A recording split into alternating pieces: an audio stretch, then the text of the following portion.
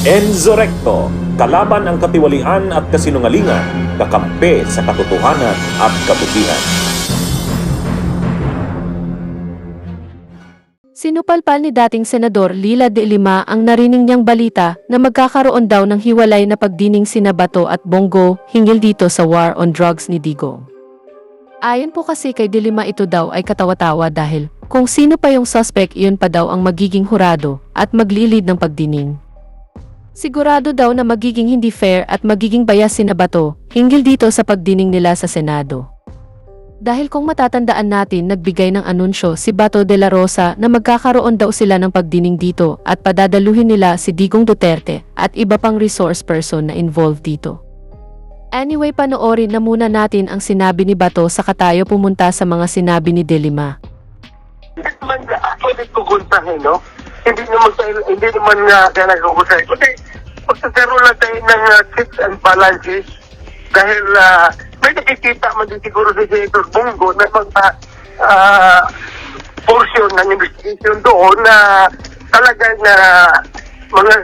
mga false accusations during the hearing. Hindi yung kung ano man yung mga issues na binato doon laban kay Senator Bongo, laban sa akin o sino pang ibang inaakusahan doon na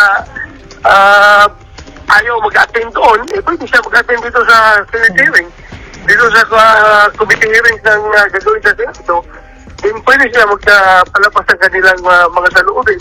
So, to give fairness, He says he hasn't told Duterte of the plan, but that they will also invite former cabinet members to become resource persons. So how confident is De La Rosa he can make the former president appear before the Senate? malaking posibilidad na mag-attend siya kung kami mag-imbita kasi mas kuwaman siya, mukhang mas comfortable siya dito sa Senado kaysa lower house. Yan po mga kabunyog, narinig po natin itong mga sinabi ni Bato de la Rosa.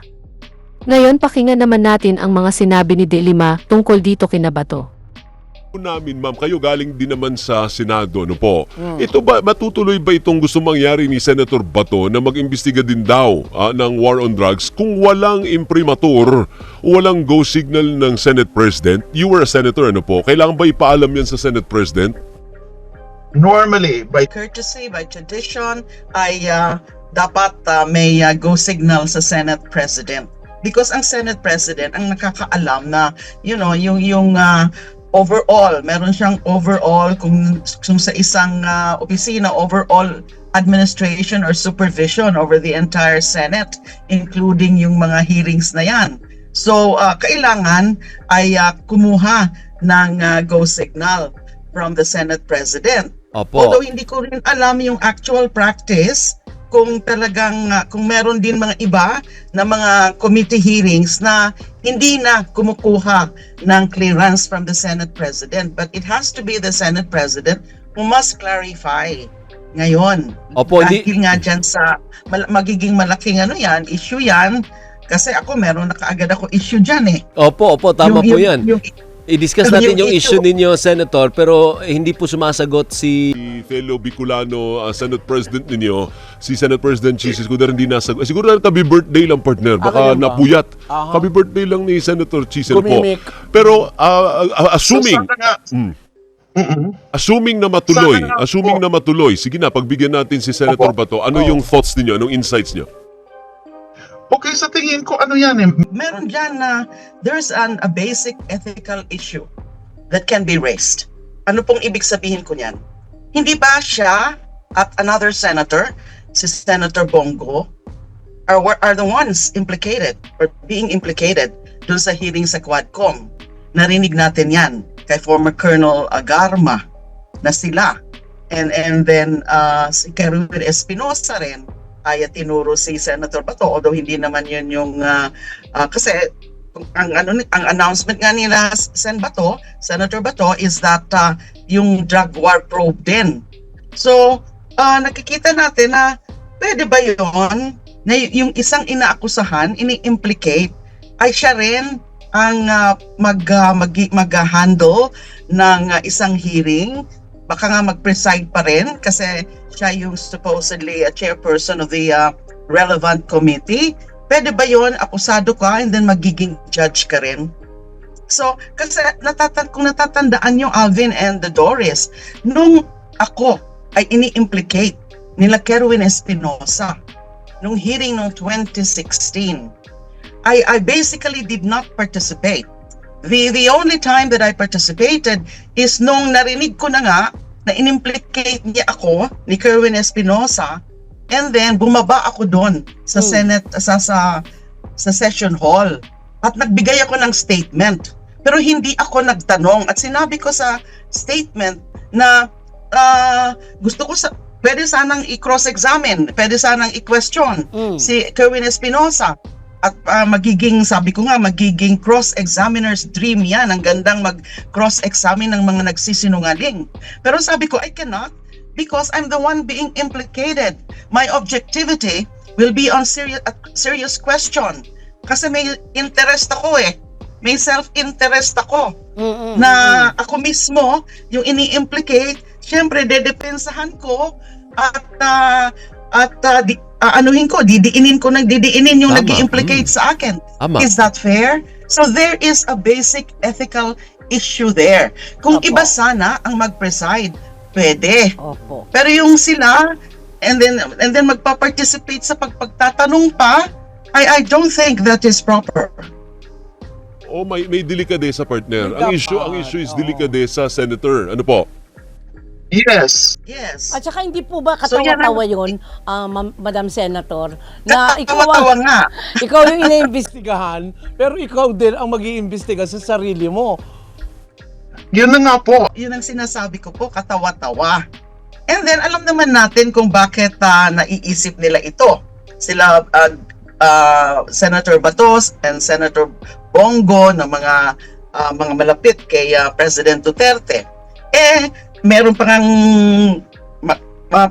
pupunta ba si President Duterte? Sabi kung daw. maiisipan niyang pumunta sa Senate hearing, dapat pumunta rin siya sa Quadcom, sa House of Representatives. Matagal na siyang iniimbitahan.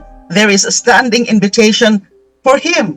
Siguro nakikita niya na yung sa nangyayari, yung mga lumalabas dyan sa Quadcom ay talagang naiipit na siya. So he needs now another forum na doon naman niya ilalahad yung mga gusto niyang sabihin.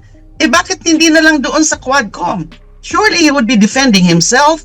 Surely he would be defending his so-called war on drugs. Pero bakit kailangan pang isa pang proceedings? At kung dadalo siya sa isa, kailangan dumalo rin siya doon kung dadalo siya sa Senate, dapat dumalo din siya sa Quadcom. Tama. Para Opo. parehong proceedings, parehong forum niya, mailahad kung ano yung gusto man ang gusto niyang sabihin. Opo. Opo. So, para pag tiningnan mo on a broader sense, Parang makikita mo talaga, ma'am, na nung nakaraang administrasyon, ginamit talaga nila ang war on drugs to crush everyone who opposes them. Mga kritiko. Lahat ng Oo. kritiko, kasuha mo yan ng drugs. Yan ang Sabit mo yan. Sabit mo yan. Yan ang pinakamabilis na para ma-take out natin sila sa Correct. landas natin tinatahak. Parang ganun, ma'am, hindi ho ba? Opo, nakita ho natin yan. Doon pa lang Yung sa testimony ni former Mayor, Iloilo Mayor Mabilog, and then yung mga sinasabi na nga uli ngayon ng iba pa, na ganun nga ho, tina-target nila yung so-called drug list, yung PRRD list is highly questionable. Kasi unang-una, paano yan mga nakuha, paano yan prepare, at mukhang si former Colonel Leonardo ay pwede rin matanong tungkol dyan kasi siya yung parang pinaprepare on a national level. Meron bang tama o masusing vetting from the relevant agencies like the PNP and then NBI, PDEA.